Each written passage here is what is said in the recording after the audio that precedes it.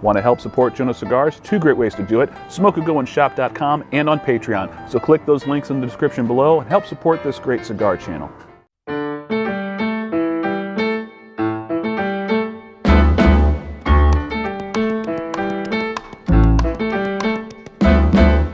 And good evening, ladies and gentlemen. Joe at Jonose Cigars, back for another review as we push through the month of November, going back to the brand Avowed Cigars, a brand that is comprised of cigars made exclusively by the Kellner family and the Kellner Boutique Factory down in the Dominican Republic.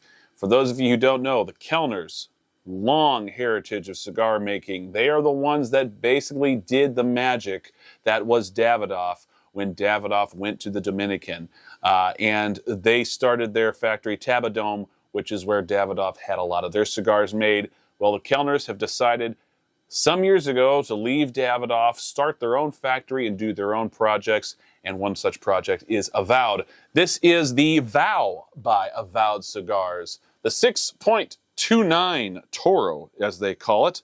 This is a 6x50 straight Parejo Toro, featuring all Dominican fillers, including Piloto Cubano, Criollo 98, Corojo 99, San Vicente, and Cotuí in the Toro. There is a Robusto Vitola for this blend that also features a Brazilian Cubra, but that is not the cigar that we are looking at today. This is the Toro. This also features Ecuadorian Habano binder and wrapper leaves.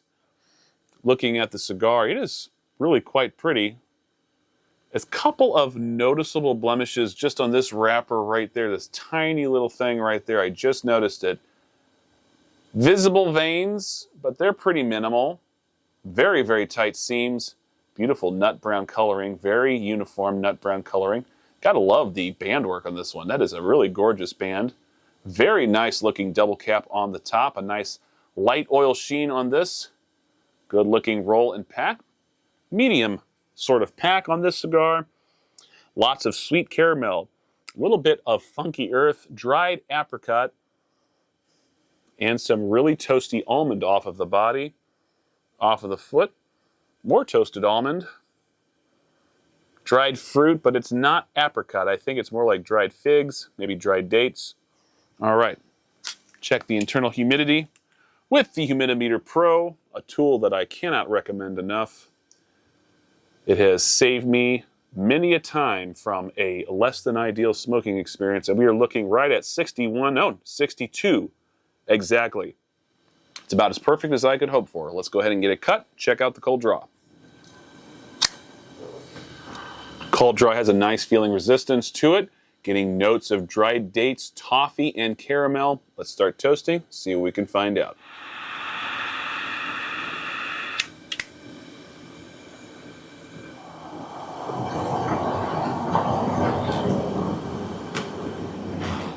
Off the first few puffs, very good draw, nice smoke output, very light and creamy sort of smoke texture. I would call it more of a mild to medium body smoke texture, but it is very creamy. Lots of marzipan and vanilla and cream notes coming off of the cigar immediately. Very little spice, if any. If there is any spice to speak of at all, that would be basically a mild nutmeg, and that's about it. But a very, very pleasant and very delicate flavor balance at this point early on. A real abundance of baking spices that are very sweet and aromatic on the retrohale. Incredibly smooth on that retrohale. Getting a lot of things that remind me of nutmeg, sweet vanilla. We got some light cardamom in there. We got some allspice. It is really quite enjoyable. Very, very nice retrohale. We'll let this go until I get a little further into the first third. I'll see you then.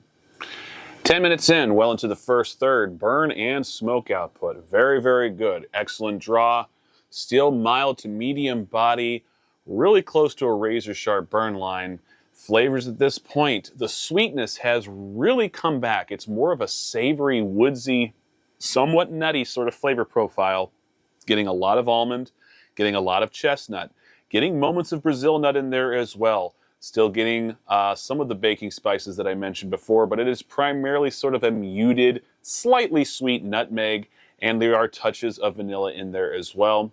There is a really nice presence of oak and some other hardwoods that are kind of hard to distinguish at this point. I don't want to say cedar. I think there probably is some cedar in there, but it's not particularly pronounced. But it's just got a very woodsy, almost mossy tasting flavor on that draw. Retrohale still carries a good amount of vanilla and a mixture of very nice and sweet baking spices. Little touches of almond in there as well. Really enjoyable flavor profile on this cigar. It is very delicate, nuanced, and feels very sophisticated when you are puffing on it. Liking the way this one is tasting and performing. We'll let this go until I get about halfway through the cigar. I'll see you then. 40 minutes in. Pretty slow burner. Flavors are very, very interesting. First off, construction, very good. Still maintaining a very good smoke output and draw. Burn line has been near perfection since the very beginning. Notes we're getting on the draw at this point.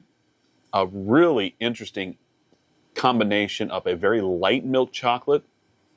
We got caramel, we've got nougat, we've got chocolate covered cherry coming through, and we got little touches of some more baking spices coming through, and I'm not really sure what they are. It's kind of a weird combination of baking spices.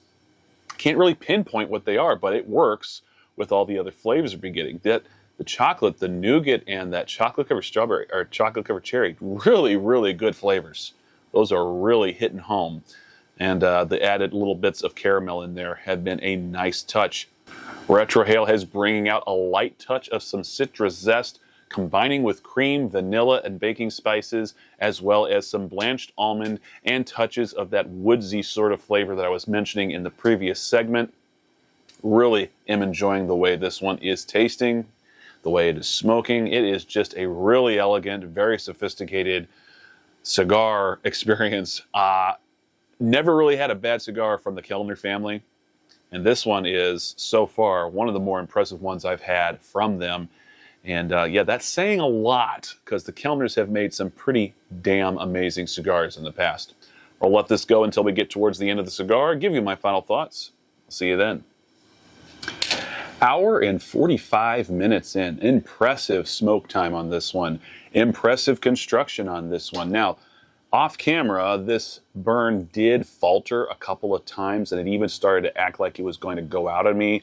Did a quick touch-up, came back to life, no problems. But all in all, very good burn line, great smoke output, really nice draw. Just a touch of firmness in there, which I don't mind at all. Really was a very delightful cigar to puff on, and the flavors in this back third have really gotten interesting. Getting a mixture of sweet gingerbread and some biscotti notes. Really very interesting and very, very enjoyable.